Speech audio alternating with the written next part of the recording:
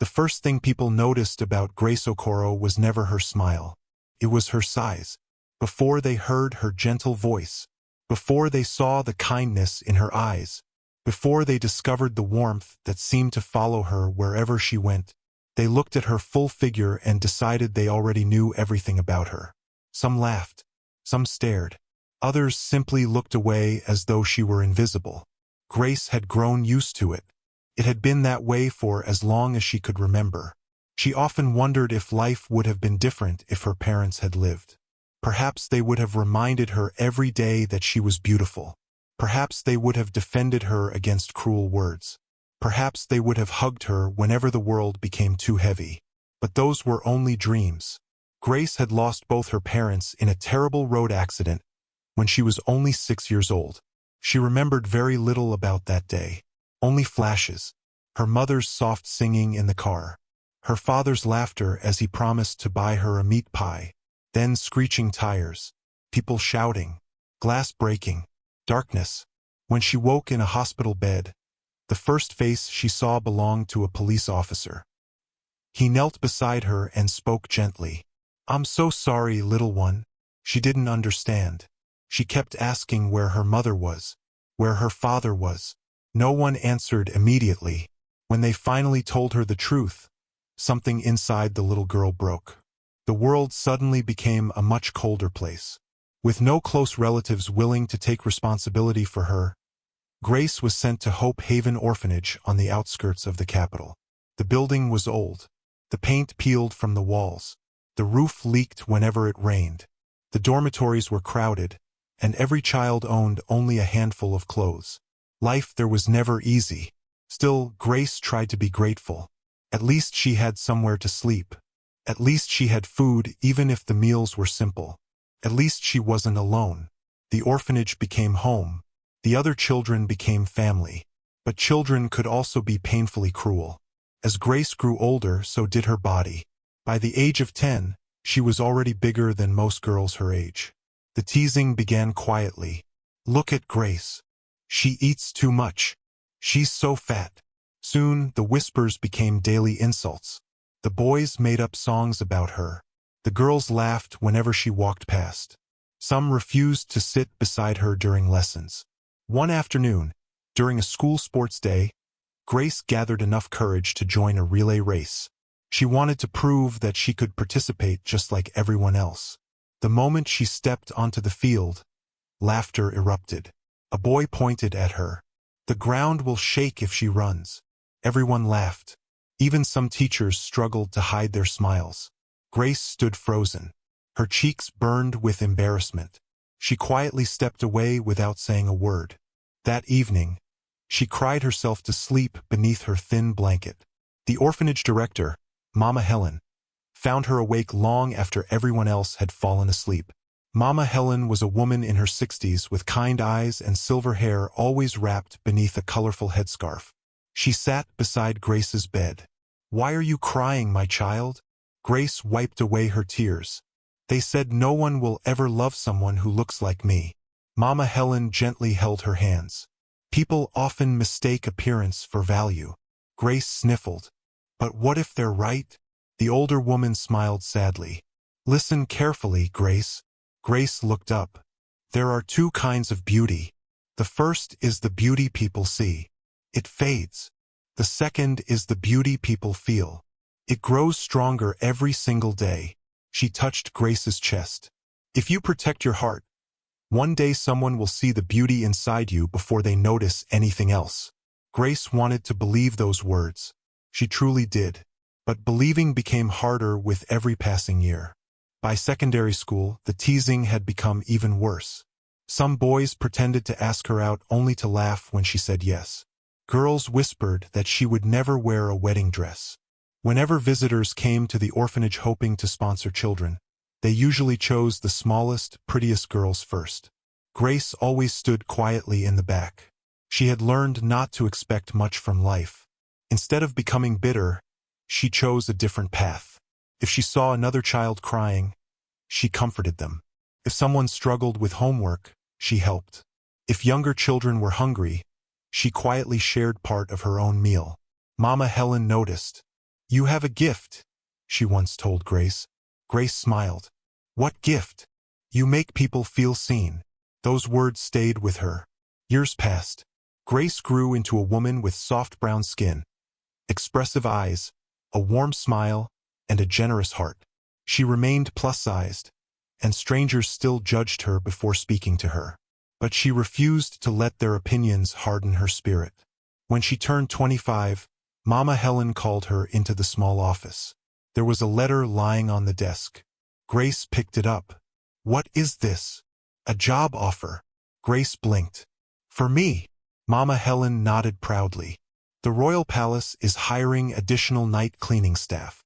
Grace almost dropped the letter. "The palace. It may not seem glamorous," Mama Helen said, "but honest work is never small." Grace read the letter again and again. The Royal Palace of Adebayo Kingdom, the largest palace in the nation, home to kings, princes, diplomats, billionaires, and world leaders. She could hardly imagine herself walking through such magnificent halls. A week later, she arrived for her interview wearing the neatest dress she owned. Other applicants wore expensive suits and elegant handbags. Grace carried an old handbag whose handle had been stitched together twice. She lowered her eyes as several applicants looked her up and down. One woman whispered loudly enough for everyone to hear, "They'll never hire someone like her." Another laughed. "They're looking for palace staff, not kitchen workers." Grace pretended not to hear. She simply waited patiently. When her turn came, the interview panel asked only a few questions. "Do you have previous cleaning experience?" "Yes." "Can you work overnight?" "Yes." "Why do you want this job?" Grace thought for a moment. "I don't just want a salary." The panel looked at her curiously. "I want stability. I want to build a better future. And I want to continue helping the orphanage that raised me." One interviewer smiled. It was the most sincere answer they had heard. 3 days later, Grace received a phone call. She had been hired. She burst into tears. Not because the job was prestigious, but because it meant hope. On her first night at the palace, she stood before enormous golden gates that stretched high into the night sky. Beyond them stood a breathtaking palace illuminated by hundreds of warm lights. Marble staircases gleamed beneath crystal chandeliers. Beautiful fountains danced in the courtyards. Perfectly trimmed gardens surrounded the estate like something from a fairy tale. Grace whispered to herself, "I never imagined I'd see a place like this." The senior supervisor welcomed the new cleaners. "You will work while most people are asleep. Your duty is simple. Keep the palace spotless. Do your work. Stay out of everyone's way." Grace nodded. She had no intention of attracting attention. Night after night, she quietly polished marble floors until they reflected the chandeliers above. She dusted priceless paintings. She cleaned banquet halls after lavish dinners attended by royalty and foreign dignitaries. Sometimes she would see elegant guests laughing in designer gowns and perfectly tailored suits. No one noticed the woman carefully wiping fingerprints from the crystal doors after they passed. She became part of the background, invisible, yet Grace never complained. Every morning before leaving, she gathered untouched leftovers that the kitchen staff allowed employees to take. Instead of taking everything home, she carried portions to the palace gardens. There, beneath flowering trees, several stray cats waited for her. The moment they saw her, they ran happily toward her. Grace laughed softly. I know. You've all been waiting."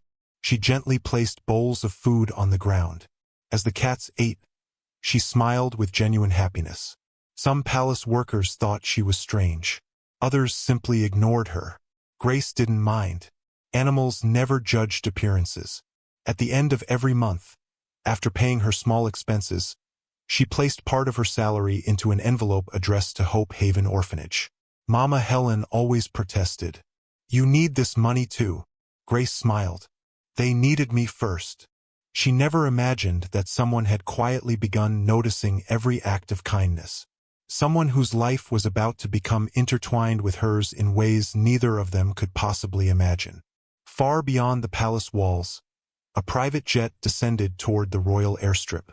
Its most important passenger had finally returned home. And with his arrival, Grace's quiet, invisible life was about to change forever.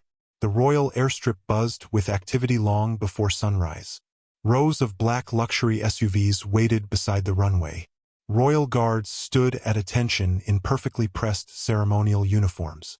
Senior palace officials checked their watches every few minutes, while journalists gathered behind security barriers, hoping to catch a glimpse of the kingdom's most celebrated son.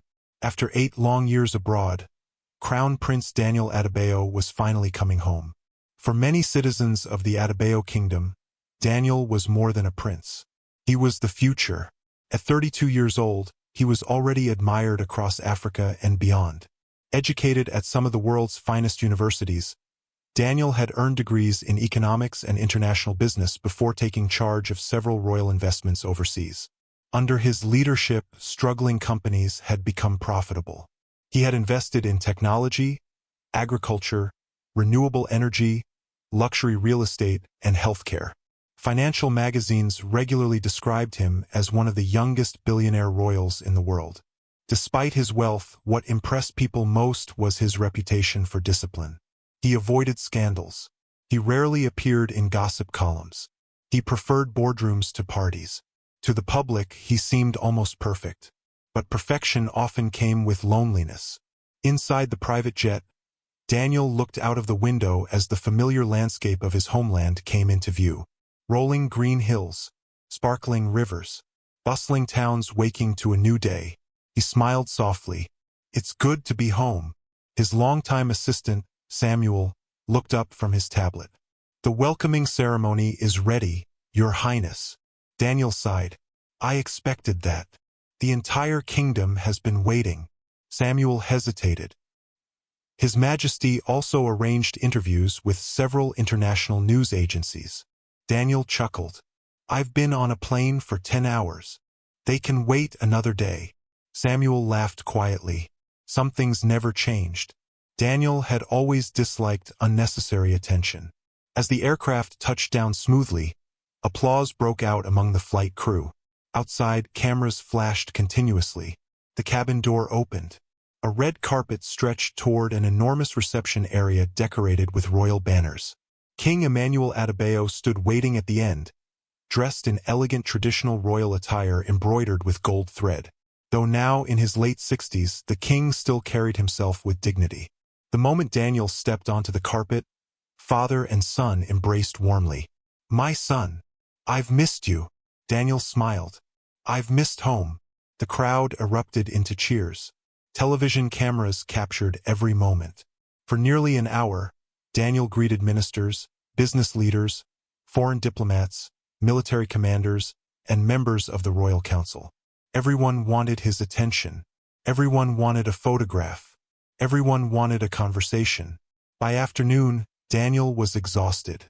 That evening, after the celebrations ended, father and son met privately in the king's library. The room smelled of polished wood and old books. Portraits of past rulers lined the walls. The king poured tea for both of them. "You've accomplished more than I imagined," he said proudly. Daniel smiled modestly. "I had excellent teachers." The king leaned back. "The people are excited. They believe you're ready." Daniel understood immediately. To become king. His father nodded. "Our kingdom is changing. The economy is expanding. Foreign investors are arriving. The people need a ruler they trust." Daniel stared thoughtfully into his teacup. "I'll serve when the time comes." The king smiled. "I never doubted that." A brief silence followed. Then Daniel spoke again. "Before I accept greater responsibilities, I have one request." The king raised an eyebrow. "I'm listening. I don't want to become king based only on reports. I want to understand the palace." "You already know the palace." Daniel shook his head. "I know the royal side. I don't know the people who keep it running." The king frowned slightly. Daniel continued. "I've spent years leading companies. I've learned something. The strongest organization isn't judged by how executives are treated. It's judged by how the lowest employee is treated." The king remained silent. I want to know what happens when no one thinks the prince is watching. You believe people behave differently around royalty. Daniel smiled faintly. They always do. I want to see the truth. The king slowly placed his teacup on the table. What exactly are you suggesting? Daniel leaned forward. I want to disappear. His father blinked. For a while. I'll work inside the palace disguised as an ordinary maintenance employee. The king stared at him. You cannot be serious. I am. It isn't safe. It isn't practical. It isn't appropriate for the future king. Daniel smiled patiently. That's exactly why I need to do it. The king walked toward the large window overlooking the palace grounds. Moonlight reflected beautifully across the gardens. You know, he said quietly, your grandfather once disguised himself as a farmer. Daniel looked surprised. He never told me. He said a ruler who only hears praise eventually forgets the truth. The king smiled. Perhaps you've inherited more from him than I realized. He turned around. You have my permission. Daniel nodded gratefully. But only under strict conditions. You'll have security watching from a distance. No unnecessary risks. And only a handful of people will know your true identity. Daniel agreed immediately. The plan began the following morning. Within 48 hours, the future king had completely transformed his appearance. Gone were the tailored Italian suits. Gone were the polished leather shoes.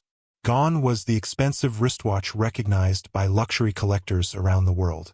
Instead, Daniel wore faded navy blue work overalls, heavy work boots, a simple cap, protective glasses.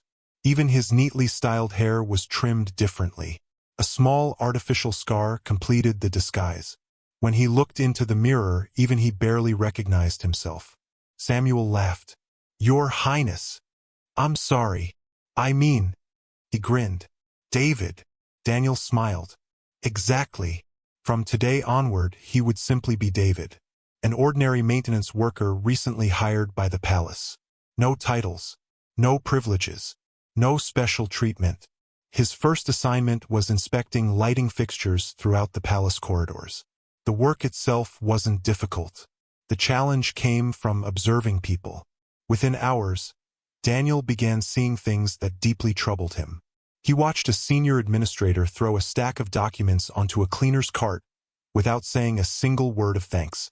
A Gardner accidentally brushed against an executive's suit. The executive exploded with anger. Watch where you're going. You people have no manners. The elderly Gardner apologized repeatedly. The executive walked away without another glance. Daniel's heart sank. Later that morning, he entered a staff cafeteria. The room was divided almost invisibly. Managers sat together. Administrative workers occupied another section. Cleaners and maintenance staff crowded around the smallest tables near the kitchen entrance. No written rule required this. It had simply become accepted. Daniel carried his tray toward an empty chair. Before he could sit down, two workers stopped him. That's reserved. Daniel looked around. There are empty seats. Not for maintenance staff.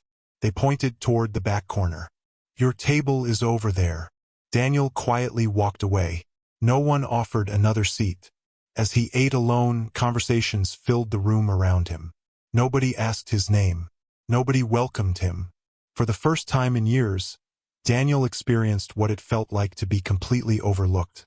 It was humbling. After lunch, he continued repairing electrical fixtures near one of the palace's eastern hallways. As he worked on a ladder, raised voices echoed nearby. A young cleaner had accidentally dropped a bucket of water. The supervisor stormed over. What is wrong with you? Do you know how expensive these floors are? I'm sorry, the young woman whispered. Sorry won't polish marble. The supervisor continued scolding her while several employees watched silently. Daniel climbed down from the ladder, tempted to intervene. Before he could move, another voice interrupted. It's all right. Everyone turned. A plus-sized woman wearing a simple cleaning uniform walked calmly toward the frightened cleaner. Daniel had seen her earlier that morning quietly polishing one of the palace's grand staircases. She smiled warmly. I'll help clean it. The supervisor frowned. Mind your own assignment. She nodded respectfully. Yes, sir. But she'll finish faster with help. Without waiting for permission, she picked up another mop and began cleaning the spilled water alongside the younger employee. The frightened cleaner looked close to tears. Thank you. The woman simply smiled. We all make mistakes. The supervisor muttered something under his breath before walking away. Daniel watched silently. The younger cleaner whispered, I thought he'd fire me. The woman laughed gently. Not today. My name is Grace. And next time, don't carry such a heavy bucket by yourself. The young cleaner smiled for the first time. I'm Anita. Daniel remained where he stood, strangely moved by the scene. Grace had gained nothing by helping. She hadn't done it for praise. No one important had been watching, or so she believed. Throughout the rest of the afternoon, Daniel noticed something remarkable. Every security guard greeted Grace with genuine affection. Kitchen staff smiled when she passed. Gardeners waved. Even elderly maintenance workers seemed comforted by her presence. She remembered everyone's names. She asked about their families. She thanked people for the smallest acts of kindness. She treated every worker, whether cleaner, cook, guard, or gardener, as though they mattered. It was a rare quality, one Daniel had not expected to find so quickly. As sunset painted the palace in shades of gold, Daniel watched Grace from a distance as she finished polishing a long corridor. When her shift ended, she didn't rush home. Instead, she quietly collected a small container of leftover food from the kitchen. Curious, Daniel followed at a respectful distance. Grace walked into the palace gardens. The moment she reached a shaded corner beneath an old flowering tree, several stray cats came running toward her. She laughed with pure delight. So you're all here. I was wondering if you'd abandoned me. The cats rubbed against her legs affectionately. Grace knelt carefully despite the gravel beneath her knees and placed small portions of food into bowls she had hidden behind a stone bench. You mustn't fight. There's enough for everyone. Daniel watched in silence. No cameras, no audience, no applause. Just quiet kindness offered to creatures that could never repay her. For reasons he couldn't explain, he found himself smiling. Perhaps for the first time since returning home, the palace no longer felt like a place filled only with ceremony and politics. Somewhere among its endless corridors was a woman everyone else overlooked. A woman whose compassion seemed effortless. As Grace stood and gently stroked the smallest cat before heading toward the staff exit, Daniel whispered to himself, Who are you? He didn't know it yet, but the invisible palace cleaner had just become the most unforgettable person in his world. For the next several days, Prince Daniel found himself paying attention to something he had never noticed before. Or rather, someone. Grace Okoro. It wasn't intentional at first. He simply kept crossing paths with her. One evening she was polishing the long marble hallway outside the royal library. The next night she was helping the elderly florist carry heavy pots to the palace gardens. Another morning, just before sunrise, Daniel saw her kneeling beside one of the palace's oldest security guards, carefully wrapping a bandage around his hand after he had accidentally cut himself while fixing a gate. She always seemed to be helping someone, and she never looked as though she expected anything in return. Daniel had met world leaders. He had negotiated billion-dollar investment deals. He had attended luxurious galas in London, Dubai, Paris, and New York. Yet somehow, the woman wearing a faded cleaning uniform fascinated him more than many of the powerful people he had known. He couldn't explain why. Perhaps it was because she seemed completely genuine.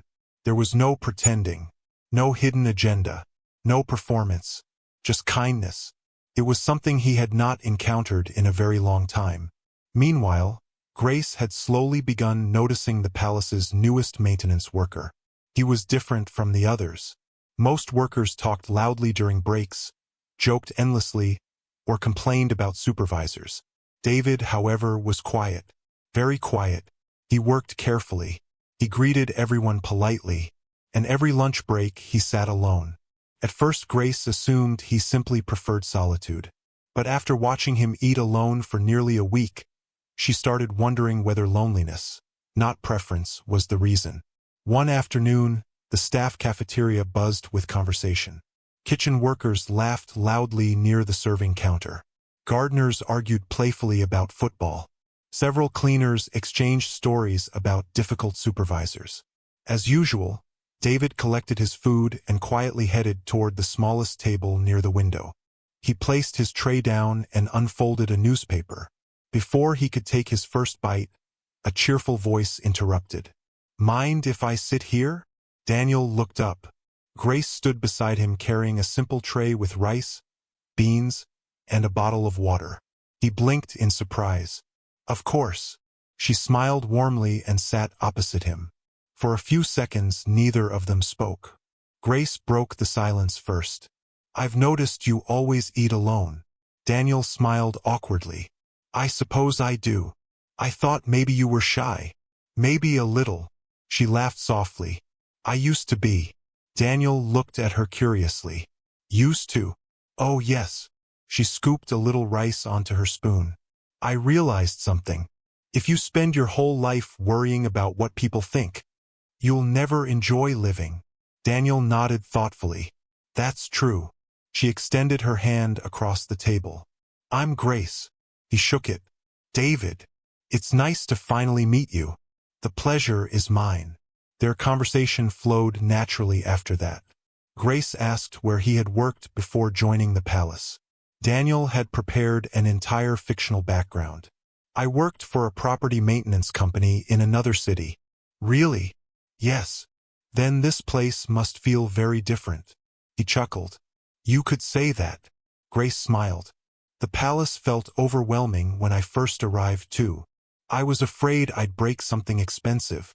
Daniel laughed. "I still feel that way." Her laughter followed his. It was light, natural, completely unforced. For reasons he couldn't explain, Daniel felt relaxed. Not because of the conversation itself, but because Grace spoke to him as though he were simply another ordinary man. No expectations, no admiration, no fear, just simple friendship. Over the following weeks, lunch together quietly became a habit. Sometimes Grace arrived first and saved him a seat. Other days Daniel waited for her outside the cafeteria. Soon, other employees began noticing. One cleaner teased Grace. "So, the quiet maintenance man finally has company." Grace rolled her eyes. "We're just friends." The cleaner grinned. "For now." Grace laughed and shook her head. Daniel smiled without saying anything. He found himself looking forward to lunchtime more than any other part of the day. One rainy evening, heavy clouds covered the palace. Most outdoor workers hurried inside. Daniel was assigned to inspect leaking pipes beneath one of the older palace buildings. As he emerged from the maintenance tunnel, soaked from the rain, he noticed Grace standing beneath a covered walkway holding an umbrella. She smiled. "I had a feeling you'd forget one." Daniel looked surprised. "You brought that for me? You looked at the weather forecast this morning?" He laughed. "I completely forgot. I noticed." She stepped closer and handed him the umbrella. "You'll catch a cold." "What about you?" Grace shrugged. "I live nearby. I don't mind getting wet." Daniel looked at the umbrella, then at her. "We can share it." Grace smiled. "All right." They walked slowly across the palace grounds beneath the same umbrella. Rain fell steadily around them. The gardens glistened beneath the evening lights. Neither of them seemed eager for the walk to end. Grace eventually broke the silence. "Can I ask you something?" "Of course." "Why did you choose maintenance work?" Daniel hesitated. The truthful answer was impossible. Instead, he smiled. "I wanted honest work." Grace nodded approvingly. "That's a good answer. What about you?" She looked ahead. "I wanted stability. My life has never had much of it." Daniel listened quietly. Grace rarely talked about herself. Perhaps she finally felt comfortable enough to share. "I grew up in an orphanage." Daniel looked at her gently. "I'm sorry." She smiled faintly. "Don't be. It gave me a family. Not the traditional kind, but a family all the same." She told him about Mama Helen, the leaking roof, sharing food with younger children, helping them with homework. Daniel listened carefully. Not once did she complain. Not once did she blame anyone. She simply described her life with quiet gratitude. The more she spoke, the more Daniel admired her. A few days later, they were assigned to clean one of the palace's oldest storage rooms together. Dust covered nearly everything. Old portraits leaned against wooden walls. Antique furniture filled every corner. Grace sneezed. Daniel laughed. "You all right?" "I'm allergic to dust." She sneezed again. "I've noticed." She glared playfully. "Very funny." As Daniel attempted to move an old cabinet, one of its legs broke. The enormous piece of furniture tipped forward. Grace reacted instantly. "David!" Without thinking, she pushed him aside. The cabinet crashed onto the floor exactly where he had been standing moments earlier. Dust exploded into the air. Silence followed. Daniel stared at the shattered cabinet. Then at Grace. "You pushed me." She looked confused. "Well, yes. You could have been hurt. What if it had fallen on you instead?" Grace shrugged.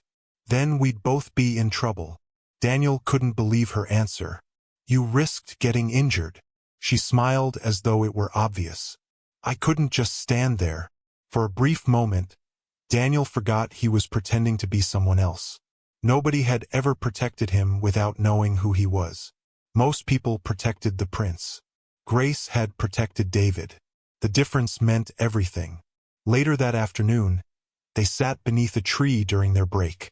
Grace unpacked a small lunchbox. Inside were homemade meat pies. "My specialty." Daniel's eyes widened. "You made those?" She nodded proudly. "I love baking." She offered him one. He took a bite. His expression immediately changed. "This is incredible." Grace laughed. "You're exaggerating." "I'm absolutely not. I've eaten in five-star restaurants." She raised an eyebrow.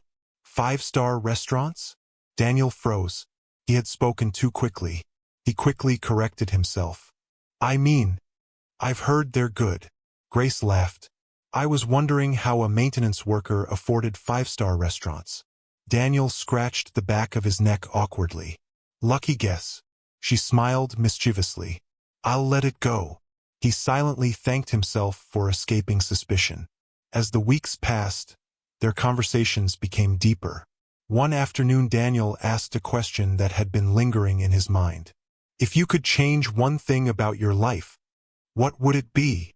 Grace thought quietly. "Nothing." Daniel looked surprised. "Nothing?" She shook her head. "My past made me who I am. If I erased the difficult parts, I might lose the good parts too." Daniel smiled. "You don't regret anything?" "Oh, I regret plenty." She laughed softly. "I regret burning cakes. I regret trusting the wrong people. I regret buying shoes that looked comfortable but weren't." Daniel laughed. "But I don't regret my life. It taught me compassion." Her answer stayed with him long after the conversation ended. Several days later, Daniel decided to ask another question. One that had secretly been bothering him. "If you had the chance." He looked toward the palace towers towering above them. "Would you marry a prince?" Grace burst into laughter so suddenly that several nearby workers turned to look.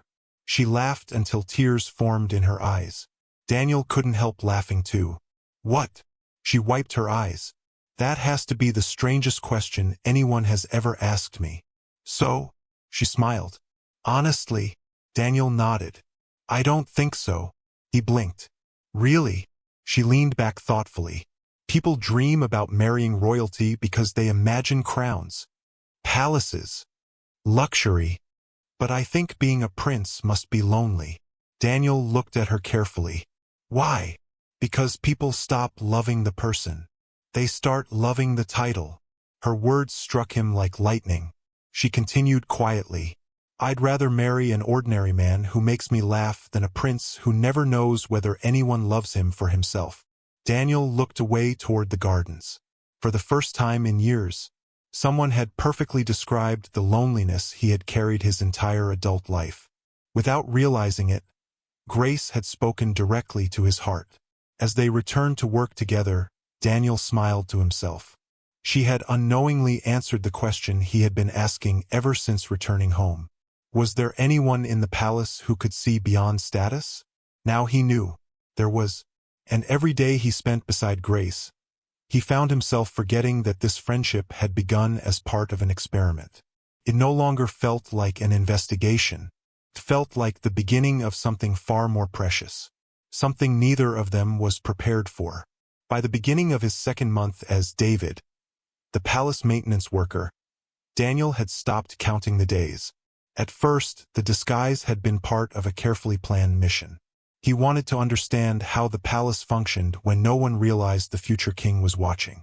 He wanted to know whether kindness truly existed within the palace walls or whether respect was reserved only for crowns and titles. Now, however, his reasons for remaining disguised had quietly changed. Every morning, he found himself wondering one thing. Where would he see Grace today? Sometimes she was polishing the marble floors outside the grand ballroom before dawn. Other times she was dusting the palace museum where priceless paintings hung beneath crystal chandeliers. Occasionally he would spot her laughing with gardeners while helping them water flowers before her own shift even began. Grace never seemed to stay in one place for long. Wherever help was needed, she somehow appeared. And somehow she always left people smiling. Daniel began paying closer attention. Not because he was investigating anymore, but because he genuinely admired her. The more he observed, the more remarkable she became. One chilly morning, Daniel was repairing an air conditioning unit near the royal kitchens when raised voices echoed through the hallway. Curious, he walked toward the noise. An elderly cook named Mama Beatrice sat on a wooden stool, rubbing her ankle with tears in her eyes. She had slipped while carrying a heavy pot. The kitchen supervisor frowned impatiently. "We're already behind schedule. Someone else will finish your work." Mama Beatrice lowered her head. "I'm sorry." Before anyone else could react, Grace entered the kitchen carrying a mop. The moment she saw the elderly woman struggling, she immediately knelt beside her. "Mama Beatrice, are you hurt?" "It's only my ankle."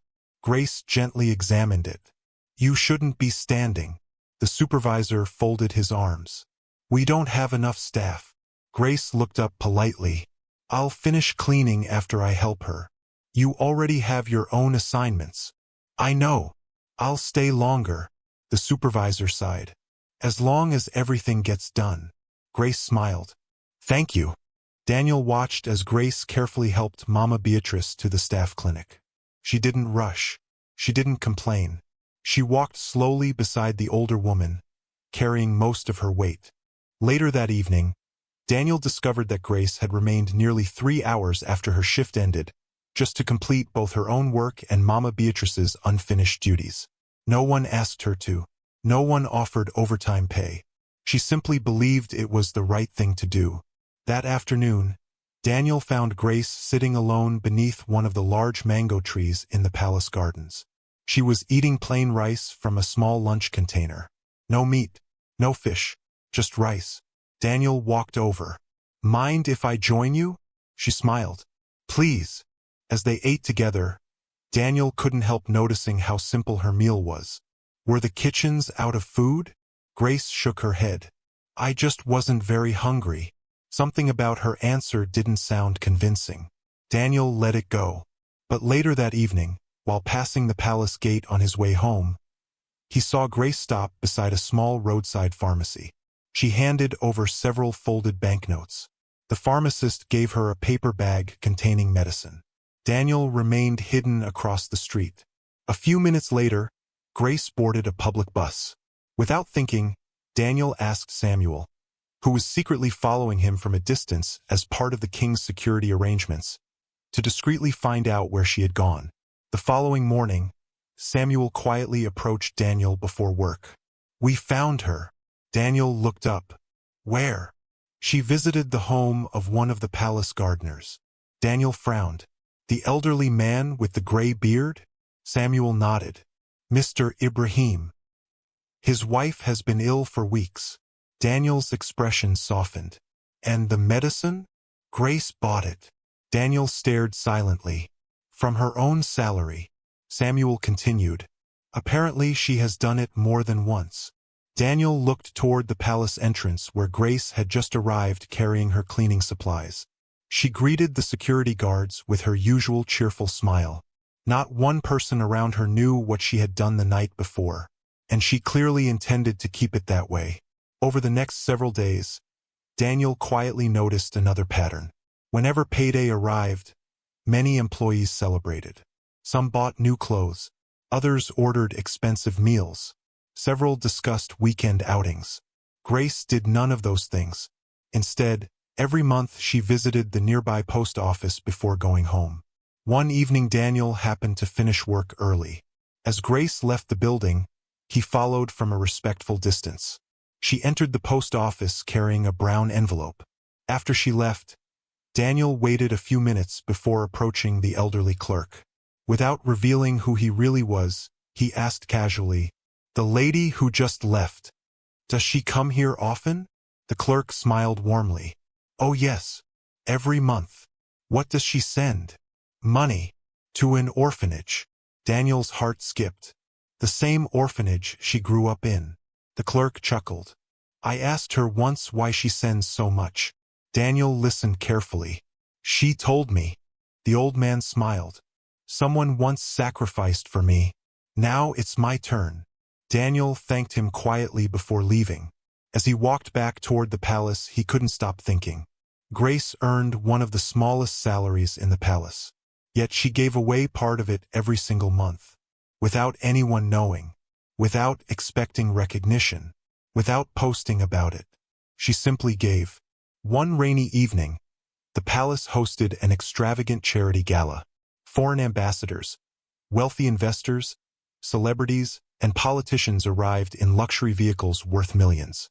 Crystal glasses sparkled beneath enormous chandeliers. An orchestra played softly inside the ballroom. Grace and several other cleaners had been instructed to remain nearby in case anything needed immediate attention. As guests admired one another's designer gowns and tailored tuxedos, Daniel quietly observed from the maintenance corridor. He noticed a beautifully dressed woman enter the ballroom. She was tall, elegant, confident. Every camera seemed to turn toward her. Whispers immediately spread. "That's Lady Vanessa, the governor's daughter. They say she'll marry the prince." Vanessa moved gracefully through the room wearing an expensive emerald gown adorned with diamonds. On the surface, she appeared every bit the perfect future princess. Daniel watched silently. A few minutes later, one of the young waiters accidentally brushed against her while carrying champagne.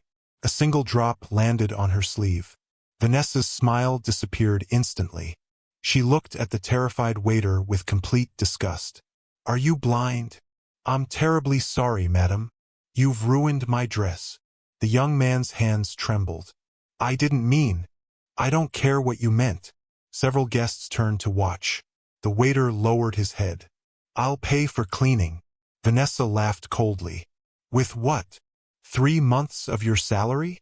The young man's face burned with humiliation. Daniel clenched his fists.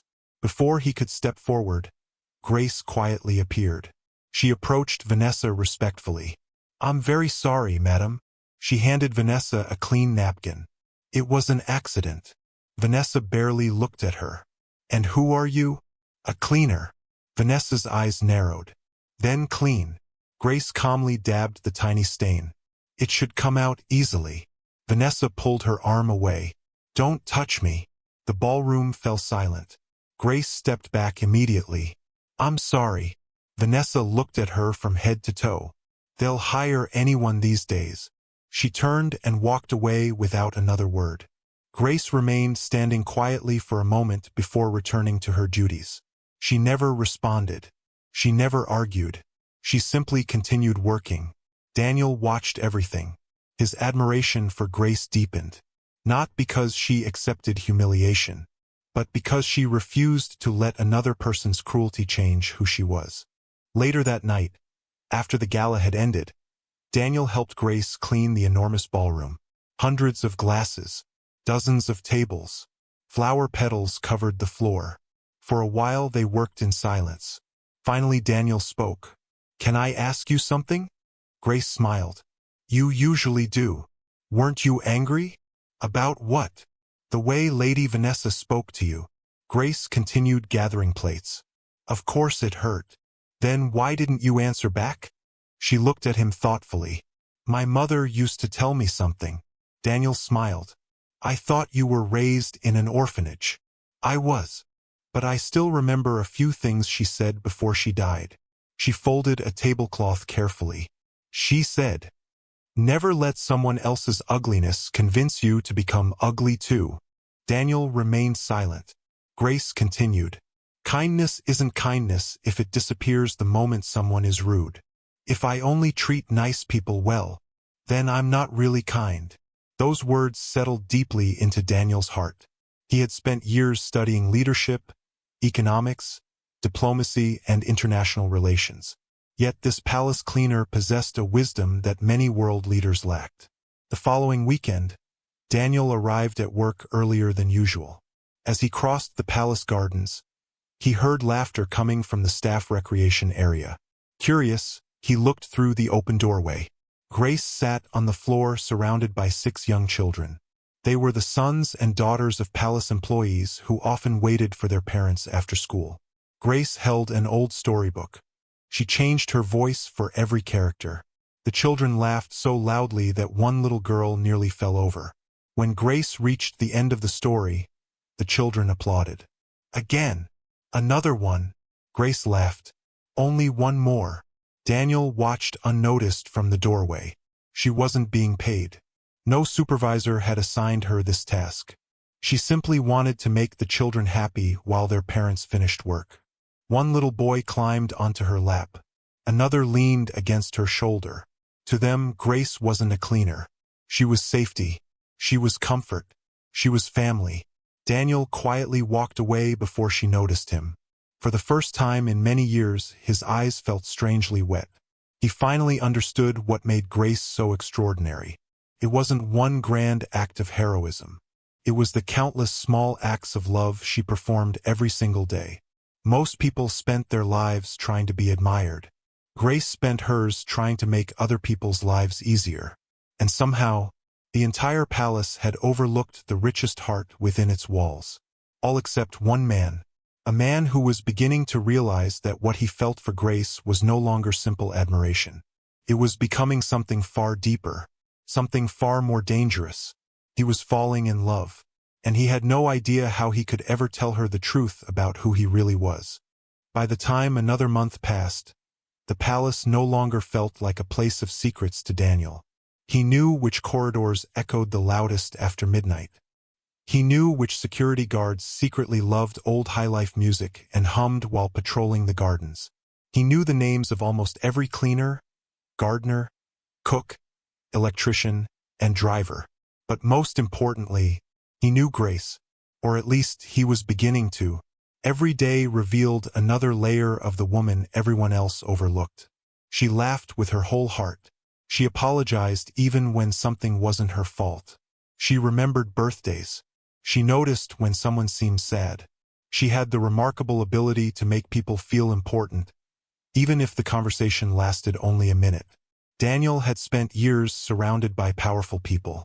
Business executives, politicians, royal families, celebrities. Many of them possessed extraordinary intelligence. Some possessed unimaginable wealth. Very few possessed Grace's heart. He found himself thinking about her even after leaving the palace each morning. Sometimes he caught himself smiling for no reason while riding home in the unmarked vehicle that secretly transported him back to the private royal residence. Samuel noticed. One morning, as Daniel removed his maintenance boots before entering the residence, Samuel folded his arms and smiled knowingly. You look happier these days. Daniel glanced at him. Do I? You've smiled more in the last 3 weeks than you did during the entire previous year. Daniel laughed. Is that a complaint? No. Samuel grinned. It's an observation. Daniel walked toward the staircase. Samuel called after him. Does this observation happen to have a name? Daniel stopped. He turned slowly. I have no idea what you're talking about. Samuel laughed. I never mentioned anyone. Daniel shook his head, trying not to smile. "You're imagining things." As he disappeared upstairs, Samuel quietly whispered to himself, "No, Your Highness, I don't think I am." Later that evening, Daniel returned to the palace disguised once again as David. He had barely begun replacing light fixtures in one of the western corridors when Grace appeared pushing a cleaning cart. "There you are." Daniel looked down from the ladder. "Were you looking for me?" She nodded. "I've been assigned to clean the art gallery. I was hoping you'd help me move some of the larger display cabinets." Daniel climbed down. Of course. The palace art gallery stretched for nearly 100 meters. Beautiful paintings of former kings and queens decorated the walls. Ancient sculptures stood beneath carefully placed spotlights. Grace dusted each display with incredible care. "I always feel nervous working here." Daniel smiled. "Why?" She glanced toward a massive golden statue. "Imagine accidentally knocking that over." He laughed. "The kingdom might never recover." She laughed too. Their laughter echoed gently through the empty gallery. As they moved another display cabinet together, Grace suddenly lost her footing. The cabinet shifted unexpectedly. Daniel reacted instantly, reaching forward just in time to steady both the cabinet and Grace. For one brief second, she found herself standing very close to him, closer than ever before. She looked up. Their eyes met. Neither of them spoke. The gallery seemed strangely quiet. Grace quickly stepped back. "Thank you." Daniel smiled softly. "You're welcome." For reasons neither could explain, both suddenly became unusually interested in their work. A few days later, heavy rain poured across the capital.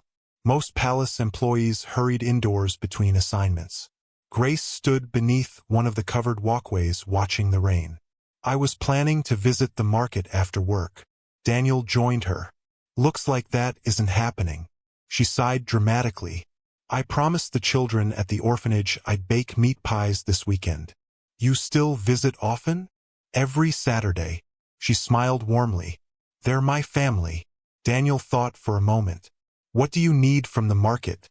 "Flour, butter, minced meat, a few vegetables." Daniel smiled. "I know someone who has a car." Grace laughed. "And who would that be?" "My landlord." She looked suspicious. "Your landlord lets you borrow his car?" "Sometimes." Grace raised an eyebrow. "You have a very generous landlord." Daniel nearly laughed. "He can be." Within 30 minutes, one of Samuel's unmarked vehicles quietly arrived outside the staff entrance. Samuel remained inside wearing casual clothes. Grace looked impressed. "Your landlord drives a very nice car." Daniel coughed awkwardly. "He's successful." The trip to the market became unexpectedly enjoyable. Grace insisted on comparing prices at different stalls before buying anything. Daniel found it fascinating. She carefully calculated every coin, not because she was stingy, because she wanted her money to help as many people as possible. At one bakery supply store, the owner smiled the moment he saw her. "Grace, you finally came." She smiled brightly. "I couldn't disappoint my favorite baker." The elderly man handed her an extra bag of flour. "I've added this for free." Grace immediately shook her head. "No, I'll pay. You already do enough for everyone." "I insist." After several minutes of friendly arguing, Grace finally accepted. As they left the shop, Daniel smiled. "You're popular." Grace laughed. "I just buy too much flour. I think it's more than that." She shrugged modestly. "I try to be kind." Daniel looked at her. "You succeed." Grace smiled but looked away, slightly embarrassed. Saturday morning arrived. Daniel had secretly arranged with Samuel to keep a discreet distance while he visited Hope Haven Orphanage for the first time. Grace had invited him 2 days earlier. "If you're free, we're baking for the children." Daniel had accepted immediately. The orphanage looked much as Grace had described. The walls needed repainting. The playground equipment was old. The roof showed obvious signs of repair. Yet laughter filled the compound. Children ran toward Grace the moment she entered. "Sister Grace, you came." Several hugged her at once. One little girl proudly held up a drawing she had made. "I drew you." Grace knelt to admire it. "It's beautiful." Daniel watched quietly. These children adored her. Not because she brought expensive gifts, because she always came back. Inside the kitchen, Grace tied an apron around herself and handed Daniel another one. "You know how to bake?" He smiled sheepishly. "I've negotiated $1 billion." He froze. Grace stared at him. $1 billion what? Daniel blinked rapidly. "Recipes." Grace burst into laughter. "I don't think that's how baking works." Daniel rubbed the back of his neck. "I meant, I've watched cooking shows." She laughed even harder. "You really are terrible at explaining yourself." For the next 3 hours, flour somehow ended up everywhere. On the table, on the floor, on Daniel's shirt. At one point, Grace accidentally brushed flour across his cheek while reaching for a mixing bowl. She gasped. "I'm so sorry." Daniel smiled mischievously. "It's all right." Before she could react, he gently dabbed a little flour onto the tip of her nose. Grace froze. "You didn't." "I think I did." She laughed loudly. "Oh, you're in trouble now." Moments later, the two of them were laughing like children, covered in flour while trying to avoid the amused stares of the orphanage staff. Mama Helen stood quietly in the doorway watching. She smiled knowingly. One of the caregivers approached her. "They seem happy together." Mama Helen nodded. "They do." She looked thoughtfully toward Daniel. "There's something unusual about that young man." "What do you mean?" "I can't explain it. But the way he carries himself, he doesn't seem like an ordinary maintenance worker." After the baking was finished, Grace and Daniel sat beneath a large mango tree while the children played nearby. A little boy climbed onto Daniel's lap without hesitation. Another tugged at his sleeve asking him to join a football game. Daniel laughed. "I haven't played football in years." Grace smiled. "They don't care. They've already decided you're part of the family." Daniel looked around at the joyful children. "You really love this place?" Grace nodded. "It saved my life." She watched the children running across the dusty playground.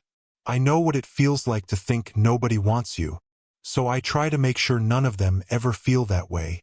Daniel felt a lump form in his throat. How could someone who had experienced so much rejection still love so freely? He admired her more with every passing day. That evening, after returning to the palace, Daniel walked alone through the royal gardens. Moonlight reflected beautifully across the fountains. He stopped beside the old flowering tree where Grace often fed the stray cats. Samuel approached quietly. "You've been unusually thoughtful all day." Daniel smiled faintly. "I visited the orphanage." "How was it?" Daniel looked toward the stars. "I finally understand." "Understand what?" He took a deep breath. "I've spent years believing greatness comes from achievement. Building companies, creating wealth, earning respect." He shook his head. "Grace measures greatness differently." Samuel listened silently. "She believes greatness is making someone else's life better." Daniel smiled softly. "And somehow, I think she's right." Samuel hesitated before asking the question that had been on his mind for weeks. "Your Highness." Daniel looked at him. "Are you falling in love with her?" For a long moment Daniel said nothing. The evening breeze rustled the leaves overhead. The palace lights shimmered across the gardens. Finally Daniel smiled. Not the polite smile he gave diplomats. Not the confident smile he wore during business negotiations. This smile was quieter, warmer, more vulnerable. "I think." He looked toward the palace where Grace was probably finishing her shift. "I'm already there." At that exact moment, inside the palace, Grace paused while polishing one of the grand staircases. She caught herself smiling for no reason. One of the younger cleaners noticed. "You seem very happy lately." Grace laughed softly. "Do I? You've smiled all week." Grace looked down at the polished marble floor. She didn't know when it had happened. She didn't know how. But somewhere between shared lunches, rainy walks, stories, laughter, baking days, and quiet conversations, The lonely maintenance worker named David had slowly found a place inside her heart. Neither of them had spoken the words. Neither of them fully understood what was happening. But love, like the sunrise, rarely announced its arrival. It simply appeared, quietly, gently. One beautiful morning, you looked up and realized the darkness was gone. Grace woke before dawn on the morning of the annual Royal Founders Banquet. Even before her alarm clock rang, she was already awake. She lay quietly on the narrow bed in her small rented apartment, staring at the ceiling as the first rays of sunlight slipped through the curtains. For some reason, her heart felt unusually restless. She couldn't explain why. Perhaps it was because the banquet was the biggest event of the year. Kings, presidents, ambassadors, billionaires, and international business leaders from across the world would attend. The palace would be busier than ever. Every employee had been instructed to arrive early. Grace sat up and stretched before kneeling beside her bed. She clasped her hands together. Lord, thank you for another day. Please help me do my work well, and watch over everyone I care about. She smiled softly. Especially David. The words escaped her lips before she even realized she had spoken them. She laughed quietly at herself. When did I start praying for him every morning?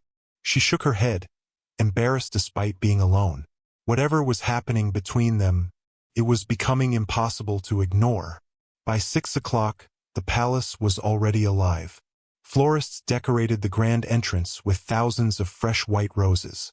Electricians checked enormous crystal chandeliers suspended from the banquet ceiling. Chefs hurried through the kitchens preparing meals for more than 500 distinguished guests. Royal guards rehearsed ceremonial formations outside the palace gates. Luxury vehicles arrived one after another carrying designers, decorators, musicians, photographers, and event coordinators. The palace looked magnificent. Grace had never seen it more beautiful. She and dozens of other cleaners received their assignments in the staff hall. The supervisor clapped his hands. Listen carefully. Everything must be perfect. No fingerprints on the glass. No dust on the furniture. No delays. He pointed toward Grace. You'll prepare the East Grand Reception Hall. She nodded. Yes, sir. The East Grand Reception Hall served as the private gathering room where members of the royal family assembled before making their official entrance into the banquet. It was one of the most elegant rooms in the palace. Grace immediately got to work. She polished the marble floor until it reflected the ceiling lights like a mirror. She dusted antique tables carved from mahogany. She arranged decorative cushions with careful precision. Every detail mattered. As she worked, she found herself smiling. David would probably be somewhere nearby repairing lights or checking equipment. Perhaps they would have lunch together after the banquet preparations. The thought alone made her strangely happy. Elsewhere inside the palace, Daniel stood inside the royal dressing chamber. He had not worn royal clothing in over 2 months. Servants carefully helped him into an exquisitely tailored white ceremonial agbada embroidered with gold thread. A matching cap rested neatly upon his head. Polished leather shoes completed the outfit.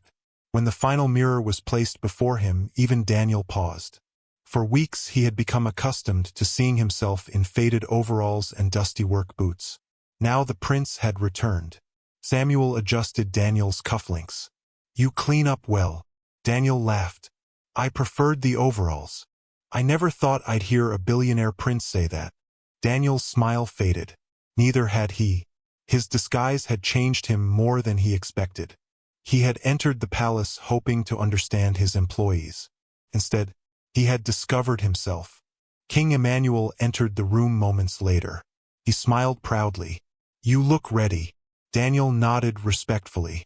As ready as I can be. The king noticed something in his son's eyes. You seem troubled. Daniel hesitated. There is something I need to tell you. I'm listening. I've met someone.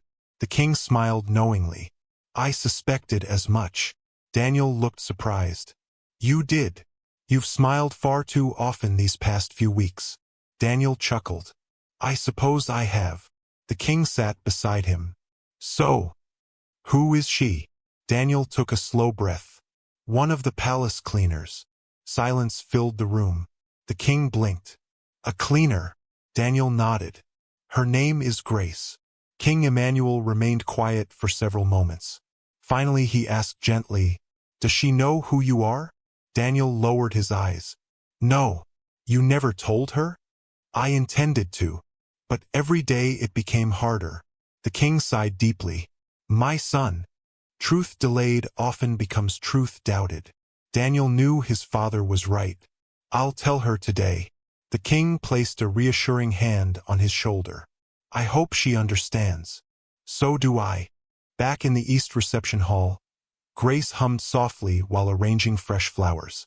The room was finally complete. She stepped back proudly. Perfect. A palace attendant suddenly entered. "Everyone who isn't royal staff must leave immediately." Grace nodded. "Of course." She gathered her cleaning supplies. Before reaching the door, she realized she had forgotten a polishing cloth beneath one of the chairs. She hurried back to retrieve it. Just then, the enormous double doors opened. Royal trumpets echoed throughout the palace. Grace instinctively stepped behind one of the decorative pillars, waiting for the procession to pass before leaving. Footsteps filled the hallway. She expected to see ministers, perhaps foreign dignitaries. Instead, the first person through the doorway stole the breath from her lungs. It was David. Or at least, it looked like David. Except he no longer wore dusty work overalls. Instead, he wore magnificent royal robes unlike anything Grace had ever seen. Gold embroidery shimmered beneath the crystal lights. Royal guards walked respectfully behind him. Senior advisors bowed as he passed. Grace stared in complete confusion. Her mind refused to understand what her eyes were seeing. Another voice echoed through the hall. "Ladies and gentlemen," the master of ceremonies spoke proudly. "His Royal Highness, Crown Prince Daniel Adebayo." The words seemed to freeze time. Grace's heart stopped. No, that couldn't be right. She looked again. The face, the smile, the eyes, the voice. It was him, David.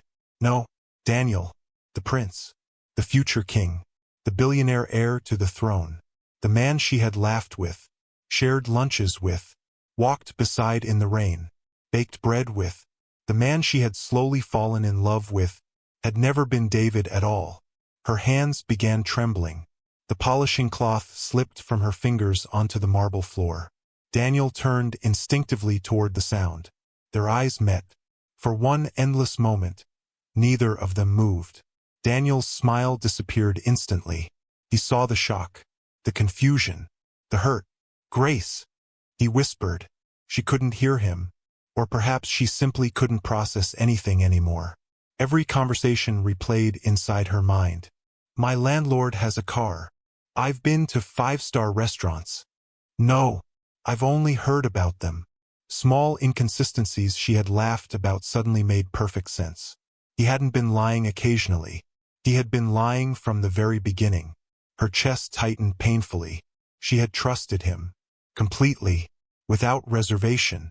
She had shared stories about her childhood. Her fears. Her dreams. Her orphanage. She had opened her heart. All while never truly knowing the man standing before her. Daniel instinctively took one step toward her. "Grace!" She stepped backward. Her eyes filled with tears.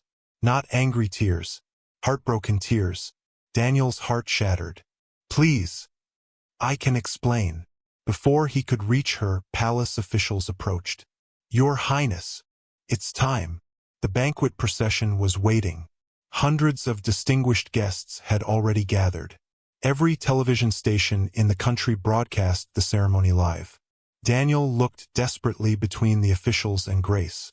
Nothing had ever felt less important than the ceremony waiting outside. Grace shook her head slowly. A single tear rolled down her cheek. Then another. She whispered only 3 words. "You lied." Daniel closed his eyes. Those words hurt more than any criticism he had ever received. Because they were true. Grace turned and walked quickly toward the service corridor. Daniel instinctively moved after her. 2 royal guards gently blocked his path. "Your Highness." The kingdom is waiting. Daniel looked toward the doorway where Grace had disappeared. For the first time in his life, he hated being a prince. Grace walked blindly through the palace corridors. She barely noticed where she was going. Everything around her had become a blur. Voices echoed in the distance. Music drifted through the halls. Servants hurried past carrying silver trays. She heard none of it. She finally reached a quiet storage room and closed the door behind her. The moment she was alone, she broke down. She covered her face with both hands as tears streamed freely down her cheeks. I was such a fool. She remembered every moment. The market, the orphanage, the shared umbrella, the meat pies, the laughter. Had any of it been real? Or had the prince merely been amusing himself by pretending to be ordinary? She didn't know, and that uncertainty hurt most of all. A gentle knock interrupted her thoughts. Grace! It was Anita. The banquet is starting. Grace quickly wiped her tears. I'm coming. She forced a smile. I'm fine. Anita looked unconvinced but nodded. As Grace returned to work, she avoided looking toward the grand ballroom. She couldn't. Not today. Not after what she had learned. That evening, the Royal Founders Banquet was hailed as a tremendous success. Foreign dignitaries praised the kingdom. Business agreements worth billions were announced. Television commentators admired the elegance of Crown Prince Daniel. Millions watched the event from around the world. Yet throughout the entire evening, Daniel heard almost nothing. He smiled for photographs. He greeted ambassadors. He delivered a flawless speech. But his mind remained somewhere else. He searched every crowd, every corridor, every balcony, looking for one face, Grace. He finally spotted her near midnight. She was quietly polishing a corridor long after the guests had moved to another wing of the palace. Daniel dismissed his attendants and walked toward her. Grace. She froze. Slowly she turned around. There stood the prince. Not David. Not the maintenance worker who had shared simple lunches. But His Royal Highness. For several seconds, silence filled the corridor. Daniel spoke first. I'm sorry. Grace looked at him with tears glistening in her eyes. I don't even know who you are anymore. Every word struck his heart like a blade. The man you knew was real. She shook her head. Was he? You laughed with me. You ate with me. You came to my orphanage. But every single time, you knew who I was. I never knew who you were. Daniel stepped closer. I wanted to tell you. When? She asked quietly. After another lie? After another excuse? I was afraid. Grace's voice cracked. And I wasn't worth trusting? Daniel had no answer, because no explanation could erase the pain his silence had caused. Grace took one slow step backward. I need time. She lowered her eyes. Please. Don't follow me. She walked away. This time, Daniel didn't stop her, because for the first time since returning home, the brilliant billionaire prince realized something no amount of wealth or power could fix. He hadn't lost Grace because he was a prince. He had lost her because he had hidden the truth from the woman who deserved it most. And as he watched her disappear down the empty corridor, he feared that the greatest investment of his life might already be beyond saving. The palace had never felt so quiet. Not because there were fewer people. If anything, the hallways remained as busy as ever. Maids hurried from one wing to another carrying fresh linens. Gardeners trimmed hedges beneath the morning sun. Chefs prepared elaborate meals for visiting dignitaries. Security officers stood at their posts with practiced discipline. Everything looked normal. Yet for Daniel, nothing was. It had been 3 days since the Royal Founders Banquet. 3 days since Grace had discovered the truth. 3 days since she had looked at him, not with admiration or friendship, but with heartbreak. He had barely slept. Each night he replayed the moment in his mind. The look on her face. The tears she had tried so hard to hide. The quiet disappointment in her voice. You lied. Those 2 words echoed louder than any criticism he had ever received in a boardroom or a royal council meeting. No billion-dollar business failure had ever hurt this much. No political negotiation had ever left him feeling this powerless. Because this time he knew he was the one who had caused the pain. Daniel spent most of the morning pretending to review investment reports in his private office. The papers remained untouched. His eyes drifted repeatedly toward the palace gardens outside the tall windows. He knew Grace would eventually pass through there on her way to the East Wing. She always did. At exactly 10:20. Without realizing it, he had memorized her routine. A gentle knock interrupted his thoughts. "Come in." Samuel entered carrying another folder. "I brought the infrastructure proposal." Daniel barely looked up. "Thank you." Samuel hesitated.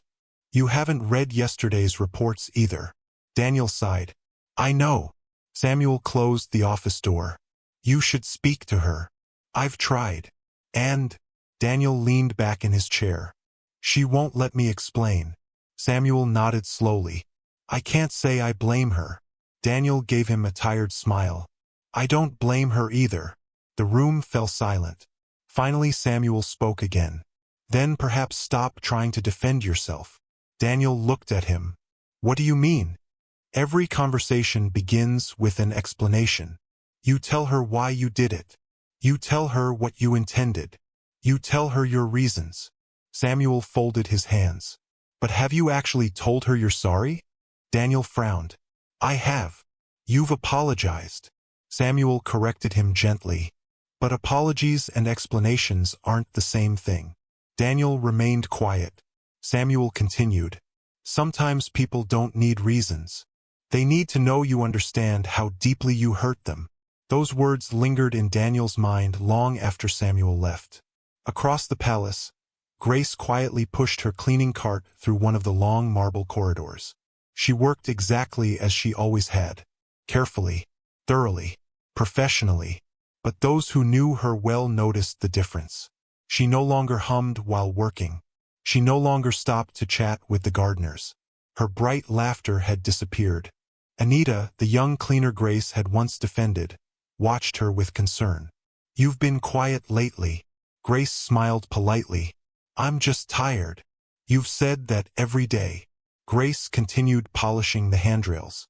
"I'm fine." Anita wasn't convinced. "You haven't eaten lunch with David." She quickly corrected herself. "I mean, the prince." Grace's hands stopped moving. For several long seconds she stared at the polished wood. "I don't think I ever really knew David." She quietly resumed working. Later that afternoon, Grace carried a fresh stack of towels toward the palace guest suites. As she turned a corner, she nearly collided with Daniel. He was no longer wearing work overalls. His royal attire made the distance between them feel even greater. He stepped aside immediately. "I'm sorry." Grace nodded politely. "Your Highness." The title cut deeper than Daniel expected. "Grace." She lowered her eyes respectfully. "Is there something you need?" Not David. Not the man who had shared meat pies beneath a mango tree. Now she addressed him exactly as every palace employee did. With distance. With formality. With caution. Daniel swallowed. "I was hoping we could talk." "I'm working." "I'll wait." She shook her head gently. "I don't think that's a good idea." "Please." His voice was almost pleading. "I owe you the truth." Grace looked at him for a long moment. Finally she spoke. "You don't owe me anything anymore." Before he could answer, she walked away. Daniel remained standing in the empty hallway long after she disappeared. The palace, however, was full of eyes. Servants noticed everything. Within hours, whispers began spreading. "Did you see the prince talking to Grace? They've spoken 3 times this week. Something is going on." Rumors moved faster than wind. By evening, kitchen staff discussed it over dinner. The next morning, drivers were talking about it. Within 2 days, members of the royal household had begun asking quiet questions. Why did the crown prince keep seeking out a palace cleaner? One careless employee eventually mentioned seeing David, spending weeks eating lunch with Grace before the banquet. Another remembered the prince visiting the orphanage. Another recalled seeing them walking together beneath an umbrella during the rain. Each story added another piece to the puzzle. Soon, the impossible rumor emerged. The crown prince was in love with a cleaner. The headline covered nearly half the front page. Is the future king in love with a palace cleaner? Television stations immediately picked up the story. Talk show hosts debated whether the rumors could possibly be true. Social media exploded. Millions of comments flooded the internet. Some supported the possibility. Most did not. Surely this is a joke. A future queen should come from royalty. How can an orphan become queen? She's only after his money. They don't even belong in the same world. Grace never intended to read any of it. But avoiding it became impossible. One afternoon she entered the staff lounge to make tea. The television mounted on the wall displayed her photograph beside Daniel's. Several employees fell silent the moment she entered. The presenter spoke dramatically. Sources inside the palace claim the crown prince has grown unusually close to palace cleaner Grace Okoro. Images flashed across the screen. A blurry photograph of Grace leaving the orphanage. Another of Daniel walking behind her in the gardens. Someone had secretly taken the pictures. Grace felt sick. She quietly turned around and left the room before anyone spoke. Outside the palace walls, reporters gathered daily hoping to catch a glimpse of her. Security had to escort employees through separate exits. Grace stopped answering unknown phone numbers. She deleted every social media account she owned. None of it mattered. The comments continued. One evening, as she boarded a public bus home, 2 passengers recognized her. That's her. The cleaner. The prince's girlfriend. One woman laughed loudly. I don't believe it. With all the beautiful women in this country? Another passenger shook his head. Money makes people ambitious. Grace quietly moved to the back of the bus. She stared out the window. For the first time in years, she wished she could become invisible again. Meanwhile, another person watched the unfolding drama with growing satisfaction. Lady Vanessa. She sat inside an exclusive private lounge overlooking the city while her public relations advisor placed several newspapers before her. Vanessa smiled as she read the headlines. So the rumors are true. The advisor nodded. Our sources inside the palace confirmed it. Vanessa closed the newspaper slowly. I warned Daniel that pretending to be ordinary would eventually become complicated. She sipped her coffee. Who exactly is this woman? Grace Okoro, 25, orphan, palace cleaner, no known family. Vanessa smiled coldly. Perfect. The advisor looked uncertain. What are you planning? Vanessa leaned back confidently. If public opinion is already against her, all I have to do is give it a little push. The following afternoon, Vanessa accepted an invitation to appear on one of the nation's most watched television programs. The host smiled eagerly.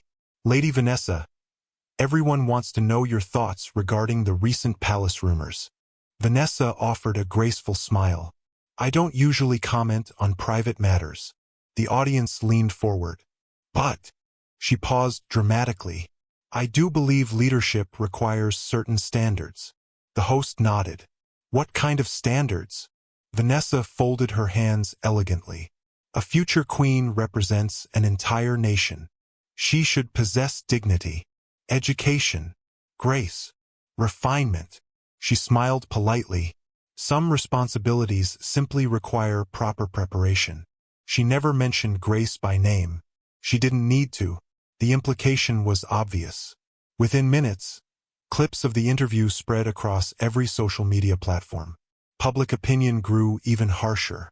King Emmanuel summoned Daniel later that evening. The king stood beside the large window in his private study. Several newspapers lay open across his desk. Daniel immediately understood why he had been called. The rumors. The king nodded. They've reached Parliament. Daniel remained calm. They're true. The king turned toward him. You truly love her? Daniel answered without hesitation. Yes. The king studied his son's face. There wasn't the slightest trace of uncertainty. Only conviction. The king sighed deeply. I've never cared about wealth when judging character. Daniel looked hopeful. But, the king continued, A king doesn't marry alone. He marries before an entire nation. Daniel nodded. I know. The people will resist. So be it. The king looked thoughtfully at his son. I hope you understand what you're asking. I do. No. The king corrected gently. I don't think you do. Grace meanwhile reached her breaking point. Another television crew had waited outside the palace gates. Another stranger had photographed her while walking home. Children at the orphanage had begun asking why reporters kept asking questions about Sister Grace. She couldn't bear it anymore. That evening, after finishing her shift, she sat alone in the small chapel located near the palace gardens. The room was empty. Only the soft glow of candlelight illuminated the wooden pews. She bowed her head. Tears slowly filled her eyes. I never wanted any of this. I only wanted an honest life. She wiped away a tear. I never wanted fame. I never wanted attention. And I certainly never wanted to become the reason the entire kingdom is arguing. For nearly an hour she sat in silence, praying, thinking, searching for peace. When she finally stood, her decision had already been made. The next morning, Grace walked into the Human Resources office carrying a neatly folded envelope. The director looked surprised. What is this? Grace placed it gently on the desk. My resignation. The director stared at her. You can't be serious. I am. You've done nothing wrong. Grace smiled sadly. Perhaps. But my staying is hurting too many people. She took one last look around the office where she had worked for nearly 3 years. This palace gave me opportunities I'll always be grateful for. She paused. But I think it's time for me to leave. As she quietly walked out of the office, she didn't notice the figure standing unnoticed at the end of the corridor. Daniel. He had arrived just in time to see the resignation letter placed on the desk. His heart dropped. For the first time since returning home, he realized the consequences of his deception were no longer limited to a broken heart. Grace wasn't just walking away from him. She was walking away from the life she had worked so hard to build. And unless he found a way to stop her, he feared he might lose her forever. Daniel stood frozen in the corridor long after Grace disappeared from sight. The Human Resources director slowly picked up the resignation letter, adjusted his glasses, and looked toward the prince with obvious concern. Your Highness. Daniel walked into the office. May I see it? The director hesitated only for a moment before handing him the envelope. Daniel unfolded the neatly written letter. It was simple. Grace had thanked the palace for the opportunity to work there. She expressed gratitude to her supervisors, the kitchen staff, the gardeners, and the cleaners who had become her second family. There wasn't a single complaint, no accusation, no bitterness.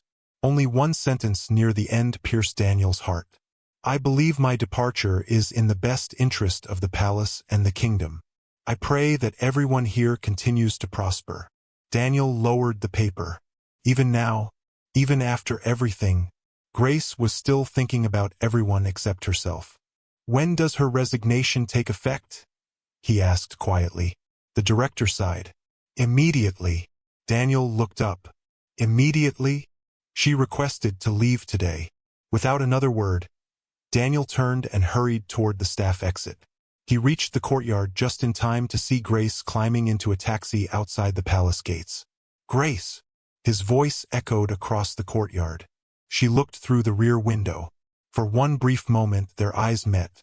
Then the taxi pulled into traffic and disappeared beyond the golden gates. Daniel stood there helplessly. For the first time in his life there was no convoy fast enough, no authority powerful enough, no title important enough to stop someone whose heart had been broken. That evening, the palace felt emptier than it ever had before. The marble corridors were still spotless. The chandeliers still sparkled. The fountains still danced beneath soft golden lights. Yet something was missing. Someone. Daniel instinctively walked toward the eastern hallway where Grace usually began her evening shift. The corridor was quiet. No cheerful humming. No cleaning cart. No warm smile greeting security guards. Even the elderly gardener, Mr. Ibrahim, seemed unusually subdued. Daniel approached him. "Good evening." The old man smiled respectfully. "Your Highness." Daniel glanced toward the flowerbeds Grace often admired. "Have you heard from Grace?" Mr. Ibrahim nodded slowly. "She came to say goodbye." Daniel swallowed. "What did she say?" "She thanked me for teaching her the names of the flowers." The old gardener chuckled sadly. "Imagine that. She thanked me." Daniel smiled faintly. "That sounds like Grace." Mr. Ibrahim looked at the prince carefully. "She cried before she left." Daniel closed his eyes. The words landed heavily. "I know." Later that night, Samuel entered Daniel's private office carrying a tablet. "I've asked around quietly." Daniel looked up immediately. "Did anyone see where she went?" Samuel nodded. "She packed only a few bags. She returned to her apartment. And this morning she moved out." Daniel's shoulders slumped. "No forwarding address?" Samuel shook his head. "Nothing." For several moments neither man spoke. Finally Samuel asked gently, "What will you do now?" Daniel stood and walked toward the window overlooking the sleeping city. "I'm going to find her." Samuel smiled slightly. "I thought you might say that." The following morning, King Emmanuel summoned Daniel for breakfast. Unlike their usual formal meetings, this one took place on the palace terrace overlooking the gardens. The king poured tea into 2 cups. "I heard Grace resigned." Daniel nodded. "Because of me." The king remained silent for a moment before speaking. "You've blamed yourself every day since the banquet." "Because I deserve to." The king studied his son. "Perhaps. But guilt alone never repairs broken trust." Daniel looked at him. "What should I do?" The king smiled thoughtfully. "When your mother and I were first married." Daniel looked surprised. "You argued." The king laughed. "More times than I can count." "What happened?" "I once broke a promise." Daniel listened carefully. "I apologized. I explained. I defended myself." The king smiled. "Your mother listened patiently. And then she said something I'll never forget." "What?" "If you truly understand my pain, stop telling me why you hurt me and start showing me that you won't hurt me again." Daniel quietly repeated the words to himself. "Show her." The king nodded. "Trust isn't rebuilt with speeches. It's rebuilt through actions." Determined to find Grace, Daniel abandoned royal protocol. He instructed Samuel to keep the search private. "I don't want reporters following her." Samuel nodded. "We'll be careful." For the next several days, Daniel visited places Grace had once mentioned during their conversations. The small bakery where she bought flour, the neighborhood market, the park where she sometimes read books on Sundays, the pharmacy where she had purchased medicine for Mr. Ibrahim's wife. Everywhere he went, people remembered her. The baker smiled warmly. "Grace, such a wonderful young woman. She hasn't been here in weeks." The pharmacist nodded. "She always asked whether elderly customers could receive discounts." A fruit seller laughed. "She talked everyone into lowering prices, not for herself, but for struggling mothers." Every conversation revealed another act of kindness Daniel had never known about. He realized he had fallen in love with only part of Grace. The more he searched, the more extraordinary she became. One afternoon, Daniel visited Hope Haven Orphanage. The moment Mama Helen saw him standing at the gate, she knew exactly why he had come. "You finally told her the truth." Daniel lowered his head. "Yes. And she left." He nodded. "I'm afraid I broke her heart." Mama Helen invited him inside. Children played football across the dusty yard while others skipped rope beneath an old mango tree. Everything looked exactly as it had during his visit with Grace. Only she was missing. Mama Helen poured him a cup of tea. "Do you know why Grace trusts so carefully?" Daniel shook his head. "When she was 10 years old," Mama Helen began quietly, "a wealthy family visited this orphanage. They promised to adopt her." Daniel listened closely. Grace spent 2 weeks believing she had finally found a family. What happened? They chose another child. Daniel frowned. "Why?" Mama Helen hesitated. The woman told her husband Grace was too overweight. Daniel's chest tightened. Grace overheard them. Silence filled the room. Mama Helen continued. She cried for days. After that, every disappointment hurt a little deeper. Daniel looked toward the playground where children laughed together. So when I hid who I was, Mama Helen nodded sadly. She didn't just feel deceived. She felt abandoned all over again. Daniel closed his eyes. For the first time, he truly understood the depth of Grace's pain. As Daniel prepared to leave, Mama Helen stopped him. There is something you should know. He turned. Grace came here.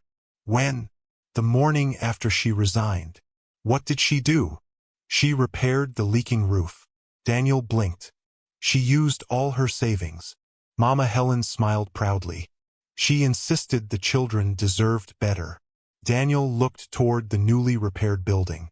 Every coin Grace had saved from years of hard work, she had spent on the orphanage. Not on herself. Never on herself. Where is she now? Daniel asked softly. Mama Helen hesitated. I promised not to tell anyone. Daniel nodded respectfully. I understand. He turned toward the gate. Just before he reached it, Mama Helen spoke again. She isn't hiding because she hates you. Daniel slowly turned around. Then why? Because she's trying to protect her heart. Those words stayed with him as he drove away. 3 days later, Samuel entered Daniel's office carrying a single file. I think we've found her. Daniel stood immediately. Where? Samuel smiled. A small farming village called Ebony. About 3 hours from the capital. How do you know? One of the orphanage suppliers recognized her.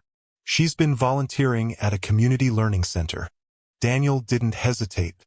Prepare the car. Today. Daniel picked up his jacket. Now. By late afternoon, Daniel's vehicle left the city behind. Towering office buildings gave way to rolling green fields. Busy highways became quiet country roads. As they drove deeper into the countryside, Daniel felt strangely nervous. What if she refuses to see me? Samuel looked across from the driver's seat. Then at least she'll know you came. Daniel nodded. I suppose that's true. Hours later, the car finally reached Ebony. It was a peaceful village surrounded by farmland, mango trees, and small brick homes. Children laughed as they chased one another along dusty paths. Women sold vegetables beneath colorful umbrellas. An elderly man pointed Daniel toward the community learning center. You're looking for Grace? He smiled warmly. Everyone knows Grace. Daniel's heart lifted. He followed the man's directions until he reached a modest building painted sky blue. Laughter drifted through the open windows. Daniel stepped quietly toward the entrance. Inside, nearly 20 children sat on wooden benches listening attentively. At the front of the room stood Grace. She wore a simple floral dress instead of her palace uniform. A piece of chalk rested in her hand. She was teaching the alphabet to children who couldn't afford regular school. She laughed as one little boy proudly read an entire sentence without stumbling. The classroom erupted into applause.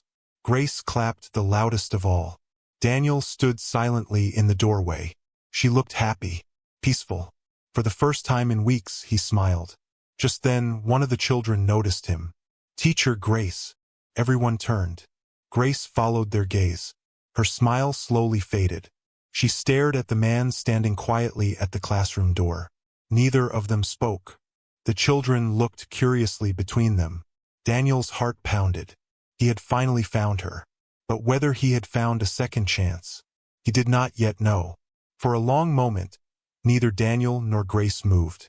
The cheerful chatter inside the small classroom slowly faded as the children sensed something unusual.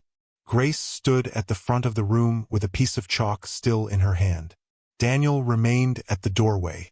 He had imagined this moment 100 different ways during the long drive to Ebony. He had rehearsed speeches, prepared explanations, practiced apologies. Now that he finally stood before her, every carefully chosen word disappeared.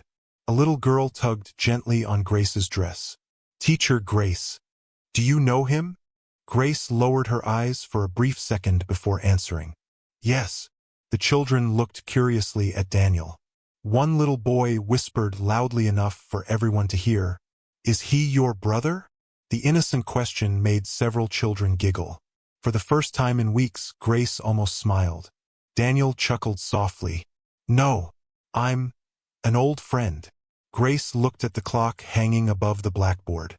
"Class is over for today." The children groaned dramatically. "Ah!" She laughed gently. "You've all done well.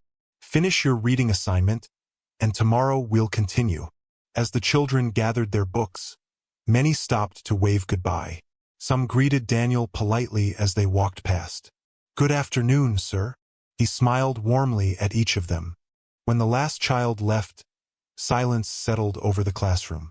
Only the distant sound of birds and children playing outside drifted through the open windows.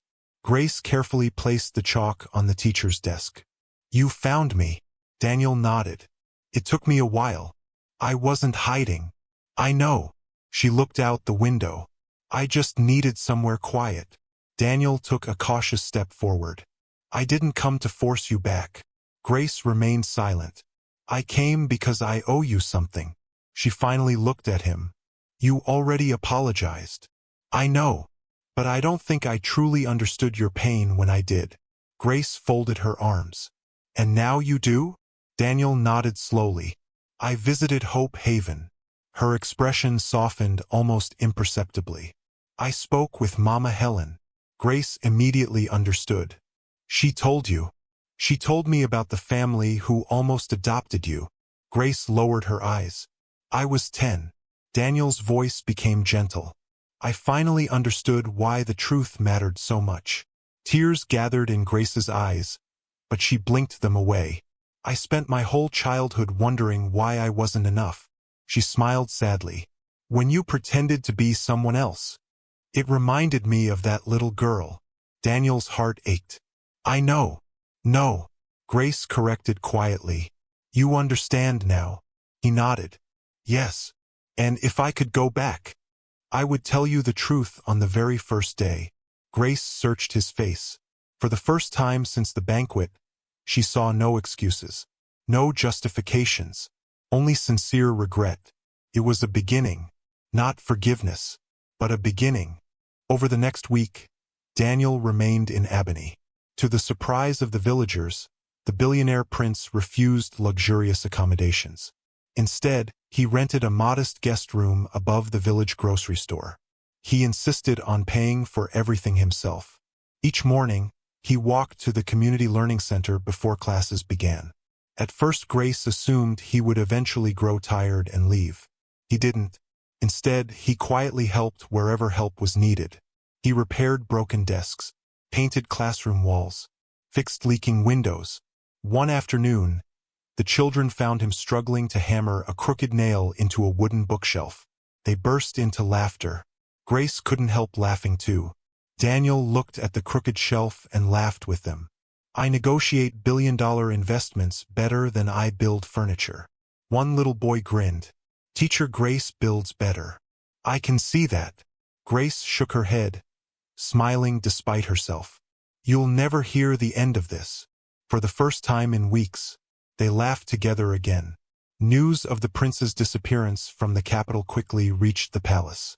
Royal advisors became increasingly anxious. Inside the council chamber, ministers argued around a long polished table. "The crown prince has been gone for over a week. He has cancelled 3 international meetings. This is becoming a political problem." King Emmanuel listened quietly. Finally, he raised his hand. Silence fell. "My son is exactly where he needs to be." Some advisors exchanged puzzled glances. One elderly minister frowned. "Your Majesty, with respect, a future king cannot abandon his duties because of romance." The king smiled. "I disagree. If he cannot learn to fight for one honest heart, how will he ever fight for the hearts of millions?" No one spoke again. Meanwhile, Lady Vanessa watched the situation unfold with growing frustration. She had expected Grace to disappear forever. Instead, the prince had followed her. Vanessa slammed a newspaper onto her desk. Its headline read, Prince Daniel leaves capital. Sources say he is visiting a rural village. She looked toward her assistant. Find out exactly where he is. The assistant hesitated. And then, Vanessa smiled coldly. If Grace refuses to leave quietly, I'll give her another reason. Back in Albany, life settled into a peaceful rhythm. Every morning Grace taught reading, writing, and mathematics. Daniel helped maintain the school grounds. He carried water from the village well. He repaired benches. He even joined the children during football matches after class. Watching the prince laugh with barefoot village children became one of the village's favorite sights. Grace noticed something surprising. Daniel never behaved like royalty unless absolutely necessary. He swept classrooms without being asked. He thanked elderly women who served lunch.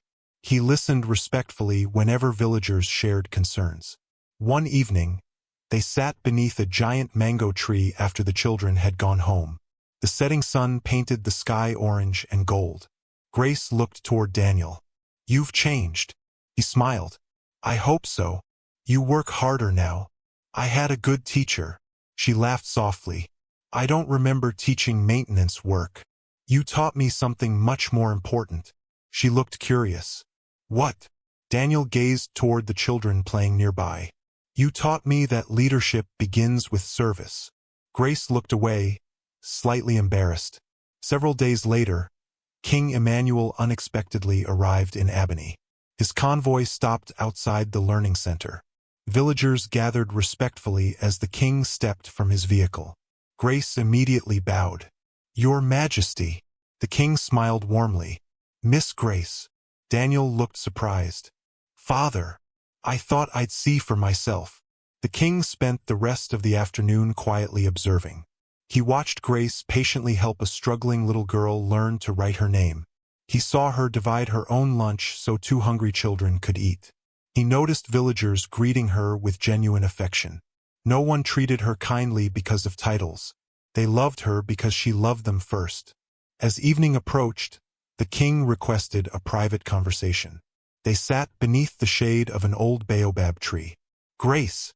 She looked at him respectfully. I owe you an apology.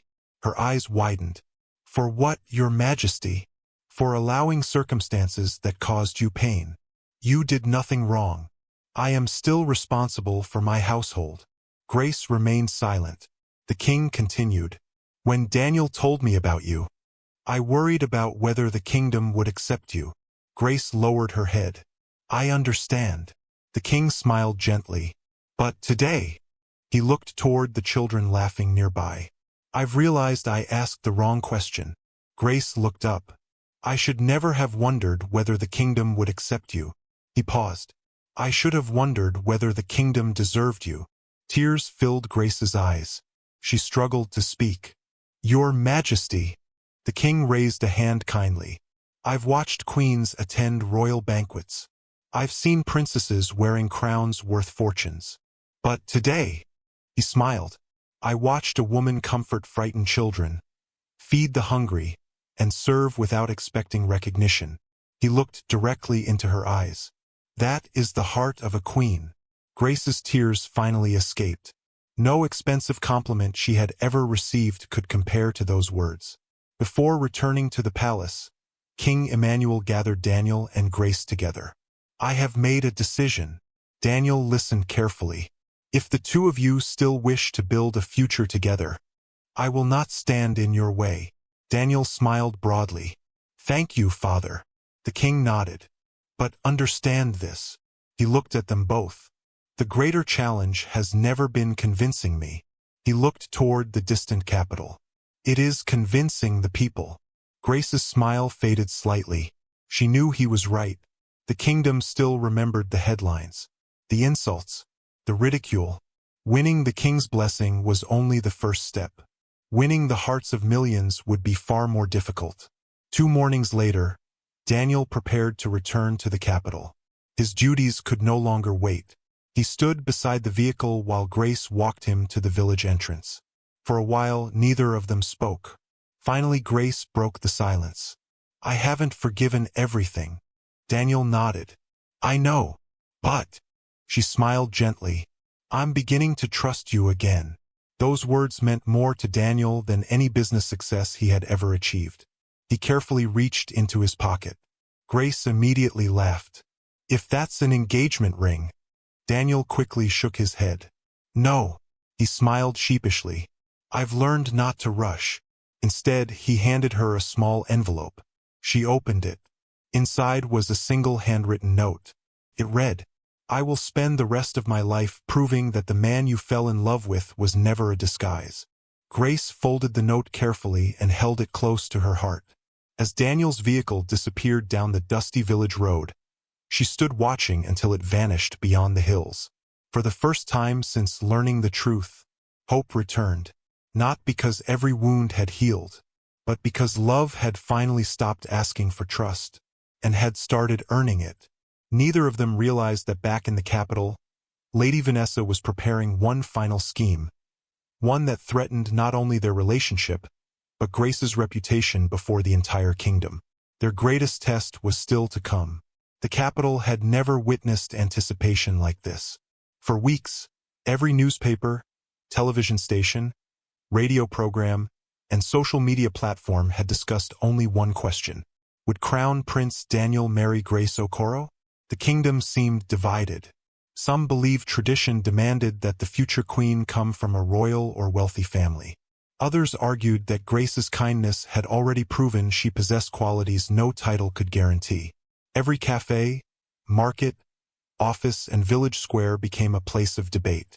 Even school children talked about the palace cleaner who had captured the prince's heart. Grace, however, wanted nothing to do with the attention. She had returned quietly to Hope Haven Orphanage after Daniel left Albany, helping Mama Helen care for the children while continuing to teach at the community learning center several days each week. She avoided interviews. She refused television offers. She declined magazine requests.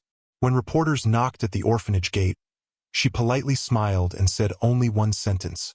I hope the story people remember isn't about me.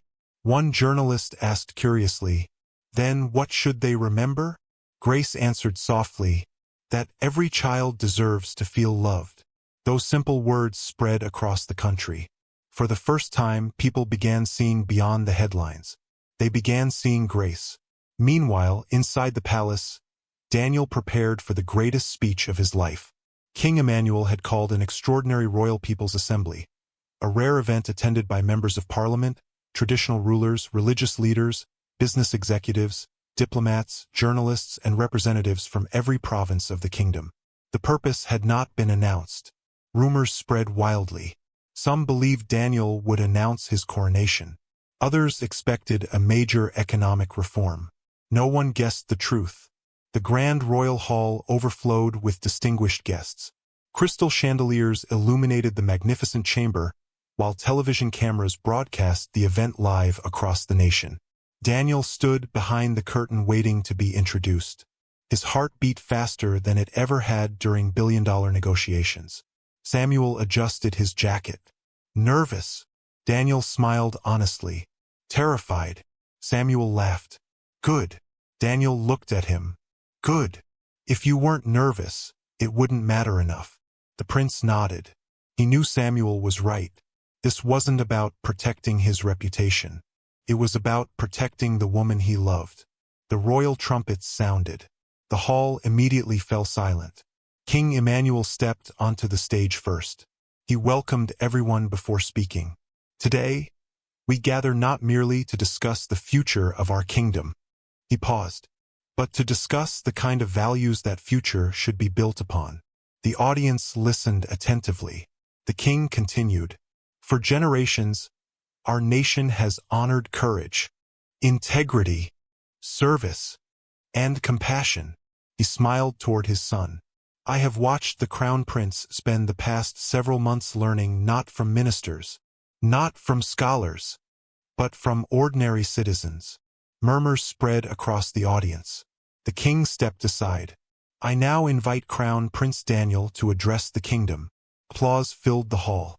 Daniel walked slowly to the podium. He looked across thousands of faces, then directly into the television cameras. My fellow citizens. His voice remained calm. I owe you honesty. The hall became completely silent. Many of you have heard rumors. They are true. Gasps echoed throughout the audience. I fell in love. Journalists immediately began writing. Daniel continued. I did not fall in love during a royal banquet. I did not fall in love because of wealth. I did not fall in love because of beauty magazines or social status. He smiled gently. I fell in love while wearing maintenance overalls.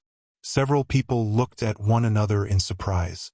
I spent weeks disguised as an ordinary palace worker because I wanted to understand how people treated those they believed had nothing to offer. His voice grew more emotional.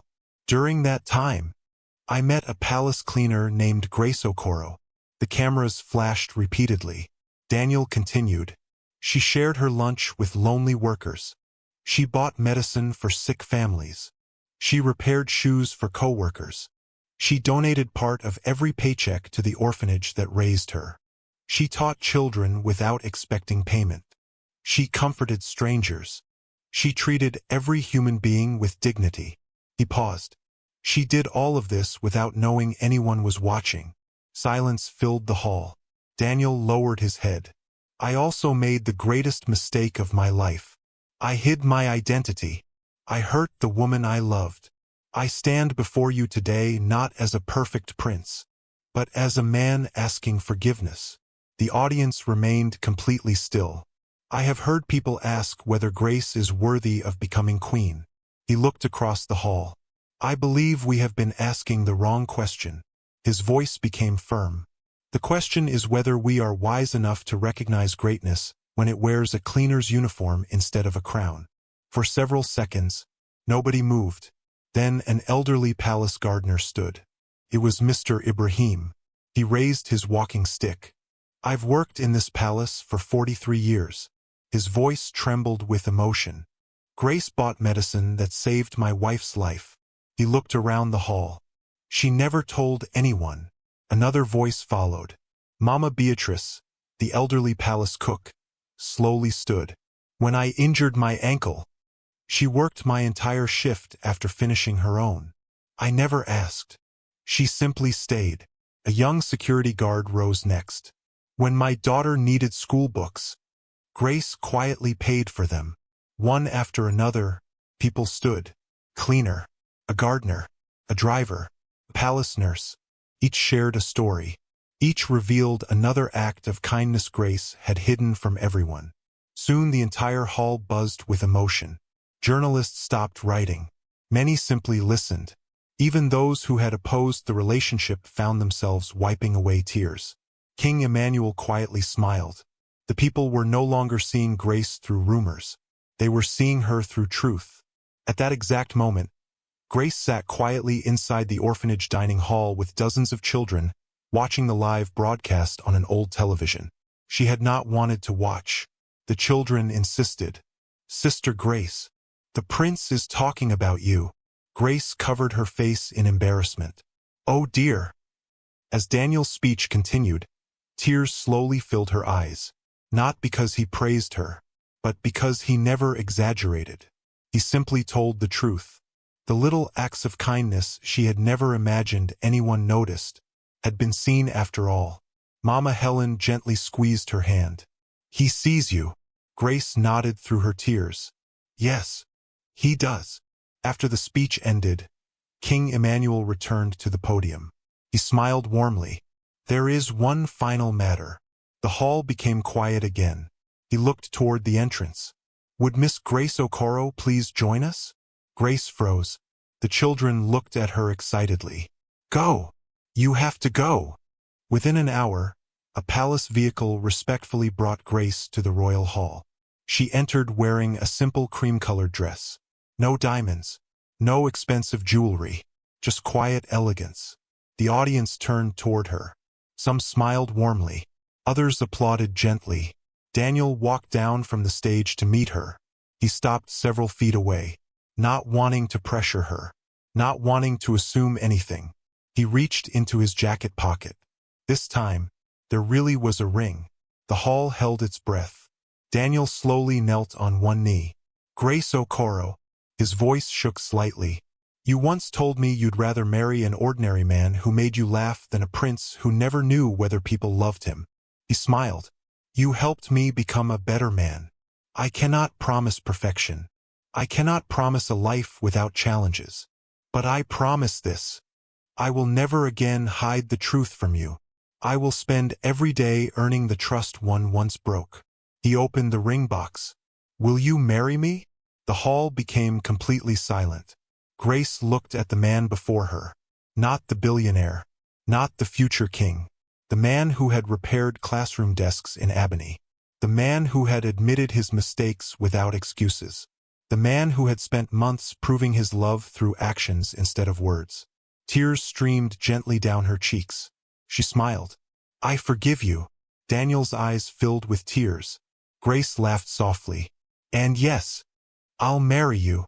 The hall erupted. Thunderous applause echoed through the palace. Some guests stood cheering. Others embraced one another. Children at Hope Haven screamed with excitement as they watched the broadcast. Mama Helen covered her mouth, unable to stop crying. Samuel laughed louder than anyone. King Emmanuel wiped away a quiet tear before pretending to clear his throat. 3 months later, the royal wedding became the largest celebration in the kingdom's history. People traveled from every province to witness the ceremony. The palace gardens bloomed with thousands of white roses. Choirs filled the air with joyful songs. Grace walked slowly down the aisle wearing an elegant royal gown. She hadn't changed who she was. She still carried herself with the same humility, the same warmth, the same compassionate heart. Daniel smiled through tears as she reached him. When the officiating minister declared them husband and wife, the bells of the kingdom rang across the capital. Grace never forgot where she came from. Her first official act as crown princess was not hosting a banquet. It was establishing the Grace Foundation, providing scholarships for orphans, supporting struggling families, and ensuring every child leaving an orphanage had access to education or vocational training. She also created new protections for palace employees, guaranteeing fair wages, health care, respectful treatment, and opportunities for advancement. No one, she told the royal council, should ever feel invisible simply because of the work they do. The reforms transformed the palace. Cleaners ate beside administrators. Gardeners were invited to annual appreciation ceremonies. Every employee was addressed by name. The culture of the palace slowly changed because one woman refused to believe that dignity belonged only to the powerful. Years later, after King Emmanuel retired, Daniel and Grace were crowned king and queen. During the coronation, the grand hall overflowed with guests from around the world. As Grace placed her hand upon the royal constitution, she glanced toward the back of the hall. Standing together were the people who had shaped her life. Mama Helen, Mr. Ibrahim, Mama Beatrice, Anita, the palace staff, the children from Hope Haven, now older, educated, and filled with hope. Many smiled proudly through tears. Grace smiled back. In that moment, she realized something beautiful. The little orphan girl who had once believed no one would ever choose her had not simply found a prince. She had found a family. And the kingdom that once questioned whether a palace cleaner deserved a crown would forever remember Queen Grace not as the woman who married a prince, but as the queen who taught an entire nation that true royalty is measured not by birth, beauty, or wealth, but by humility, compassion, and the courage to love others first. Thanks for watching. If you enjoy the story, please subscribe to this channel and tell us where you are watching from.